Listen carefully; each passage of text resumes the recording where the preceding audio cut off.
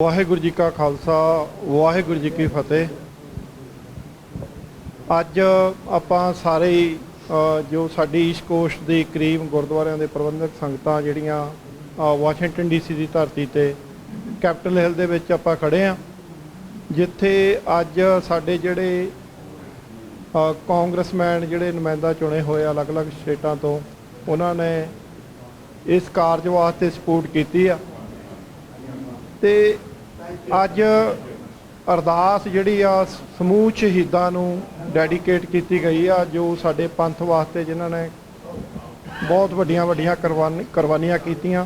वो शहीद भावें पुरातन होण भावें अज दे समय दे विच जिहड़ियां साडीआं सिख एक्टिविस्ट दीआं किलिंग हो रहीआं आ, तां इह जिहड़ा मैसेज आ स्पैशली असीं उन्हां ताकतां नूं देना चाहुंदे आ ਜਿਹੜੇ ਸਾਨੂੰ ਸਿੱਖਾਂ ਨੂੰ ਅੱਤਵਾਦੀ ਵੱਖਵਾਦੀ ਕਈ ਤਰ੍ਹਾਂ ਦੇ ਨਾਵਾਂ ਦੇ ਨਾਲ ਤੁਸੀਂ ਮੀਡੀਆ ਦੇ ਵਿੱਚ ਦੇਖਦੇ ਹੋ, ਸਪੈਸ਼ਲੀ ਜਿਹੜਾ ਇੰਡੀਅਨ ਗੋਦੀ ਮੀਡੀਆ ਆ, ਕਿ ਅਸੀਂ ਇਹ ਕੰਟਰੀਆਂ ਦੇ ਕਾਨੂੰਨ ਸਾਨੂੰ ਅਲਾਉ ਕਰਦੇ ਆ।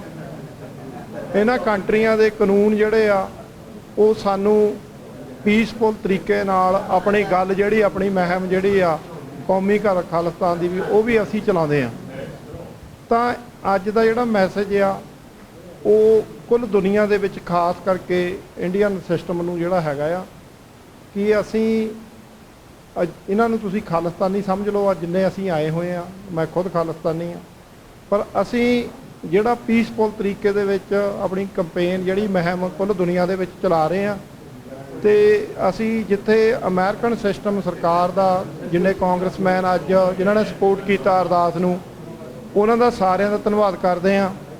ਉੱਥੇ ਨਾਲ ਜਸਟਿਨ ਟਰੂਡੋ ਜਿਹੜੇ ਕੈਨੇਡੀਅਨ ਪ੍ਰਾਈਮ ਮਿਨਿਸਟਰ ਜਿਨ੍ਹਾਂ ਨੇ ਐਕਸਪੋਜ਼ ਕੀਤਾ, ਉਹਨਾਂ ਨੂੰ ਨੰਗੇ ਕੀਤਾ ਇੰਡੀਅਨ ਹਕੂਮਤ ਦੇ ਜਿਹੜੀਆਂ ਕਿਲਿੰਗ ਜਿਹੜੀਆਂ ਭਾਈ ਹਰਦੀਪ ਸਿੰਘ ਨਿੱਜਰ ਸ਼ਹੀਦ ਹੋਏ ਆ ਕੈਨੇਡਾ ਦੇ ਵਿੱਚ।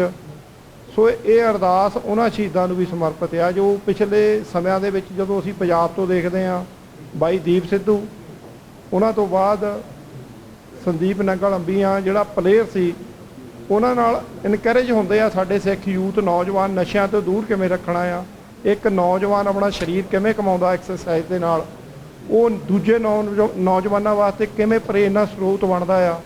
ਉਹਨਾਂ ਨੌਜਵਾਨਾਂ ਨੂੰ ਵੀ ਅਸੀਂ ਸਮਝਦੇ ਵੀ ਭਾਰਤੀ ਸਿਸਟਮ ਨੇ ਉਹਨਾਂ ਤੋਂ ਬਾਅਦ ਸਿੱਧੂ ਮੂਸੇਵਾਲਾ ਅਤੇ ਫਿਰ ਭਾਈ ਪਰਮਜੀਤ ਸਿੰਘ ਪੰਜਵਾੜ, ਅਵਤਾਰ ਸਿੰਘ ਫੰਡਾ, ਅਤੇ ਹੁਣ ਅਸੀਂ ਕੈਨੇਡਾ ਦੇ ਵਿੱਚ ਦੇਖਿਆ ਕਿ ਸਾਡੇ ਸ਼ਹੀਦ ਭਾਈ ਹਰਦੀਪ ਸਿੰਘ ਨਿੱਜਰ, ਇਹ ਸਾਰੀਆਂ ਕਿਲਿੰਗ ਇੰਡੀਅਨ ਸਿਸਟਮ ਨੇ ਸਾਡੀਆਂ ਸਿੱਖਾਂ ਨੌਜਵਾਨਾਂ ਦੀਆਂ ਕਰਵਾਈਆਂ।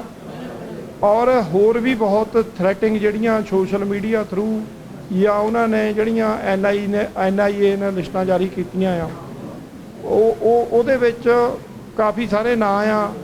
ਇਹ ਥ੍ਰੈਟਿੰਗ ਜਿਹੜੀ ਸਾਡੇ ਨੌਜਵਾਨਾਂ ਨੂੰ ਸਾਡੇ ਸਿੱਖ ਐਕਟੀਵਿਸਟ ਨੂੰ ਜਿਹੜੀ ਹੈਗੀ ਆ, ਪਰ ਇਹ ਮੈਸੇਜ ਕੁੱਲ ਦੁਨੀਆ ਵਿੱਚ ਵੱਸਦੇ ਸਿੱਖਾਂ ਨੂੰ ਆ ਵੀ ਸਾਨੂੰ ਘਬਰਾਉਣ ਦੀ ਲੋੜ ਨਹੀਂ।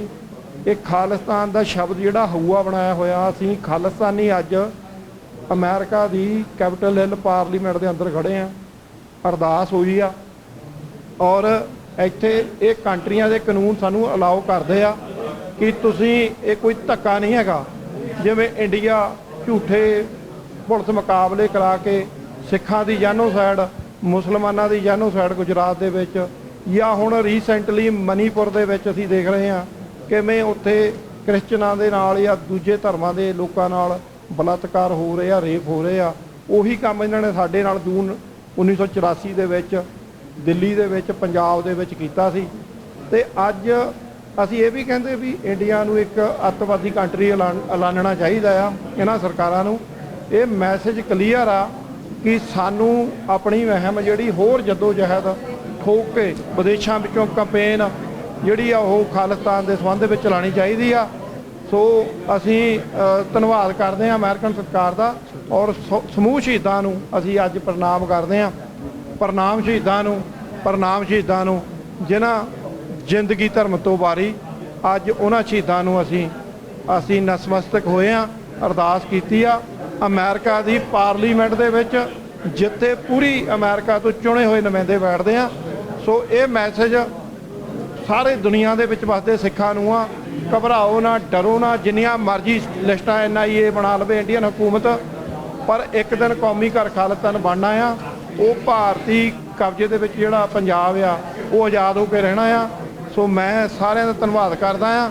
ਸੋ ਜਿੰਨੇ ਅੱਜ ਵੀਰ ਜੁੜੇ ਆ, ਮੇਰਾ ਨਾਮ ਹਿੰਮਤ ਸਿੰਘ, ਸਿੱਖ ਕੋਆਰਡੀਨੇਸ਼ਨ ਕਮੇਟੀ ਈਸਟ ਕੋਸਟ ਦਾ ਮੈਂ ਕੋਆਰਡੀਨੇਟਰ ਆ।